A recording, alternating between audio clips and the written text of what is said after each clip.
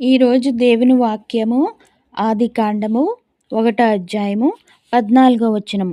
దేవుడు పగటిని రాత్రిని వేరుపరిచినట్లు ఆకాశ విశాలమందు జ్యోతులు కలుగునుగాకనియు అవి సూచనలను కాలములను దిన సంవత్సరములను సూచించుటకై యుండుగాకనియు భూమి మీద వెలుగిచ్చుటకు అవి ఆకాశ విశాలమందు జ్యోతులై యుండుగాకనియు పలికెను.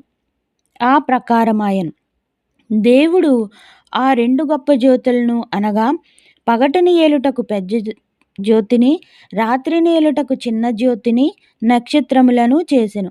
భూమి మీద వెలుగునిచ్చుటకు పగటిని, రాత్రిని ఏలుటకును, వెలుగు చీకటిని వేరుపరచుటకును దేవుడు ఆకాశ విశాలమందు వాటినుంచెను. అది మంచిదని దేవుడు చూచెను. అస్తమయమును ఉదయమును కలుగగా 4వ దినమాయెను.